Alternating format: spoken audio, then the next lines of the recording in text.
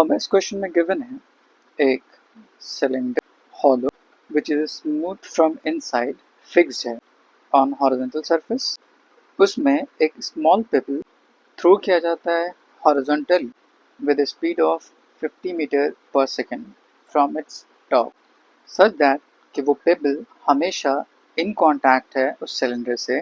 सो उस pebble को bottom तक जाने के लिए कितना टाइम लगेगा हमें कैलकुलेट करना है। सो इस वर्टिकल हॉलो सिलेंडर में पेबल का मोशन कैसा होगा उसको समझने के लिए ये एक वर्टिकल सिलेंडर जो हॉलो है, पेबल को जैसे ही टॉप से हॉरिजॉन्टली थ्रो किया जाता है तो वो इनसाइड स्पाइरल पाथ ओबे करता हुआ कुछ इस तरह से मूव करते करते ग्राउंड को हिट करता होगा। अब इस पेबल के पास दो डिफरेंट डायरेक्शन में मोशन हो रहा है, एक horizontally due to speed and एक वर्टिकल डायरेक्शन में ड्यू टू ग्रेविटी। सो एक motion horizontally due to velocity let's say u and एक वर्टिकल डायरेक्शन में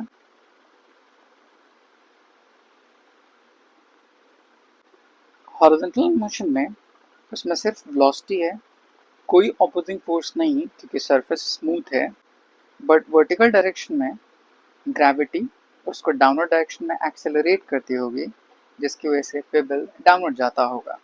since pebble is thrown horizontally so उसके पास वर्टिकल डायरेक्शन में कोई इनिशियल वेलोसिटी कंपोनेंट एग्जिस्ट नहीं करता होगा। सो इस पेबल को डाउनवर्ड डायरेक्शन में मूव कराने के लिए सिर्फ ग्रेविटी रिस्पॉन्सिबल होगा।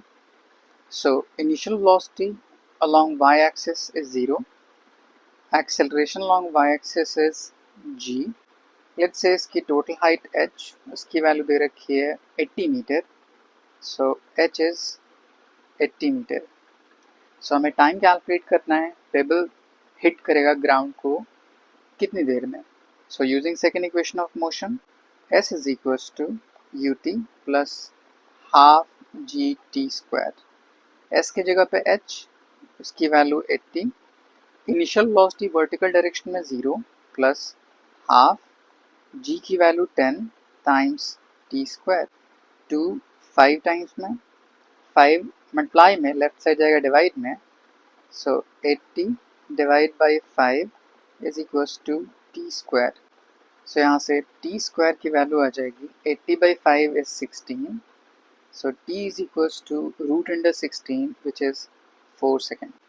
सो उस पेबल को बॉटम तक जाने में टोटल 4 सेकेंड का टाइम लगता होगा।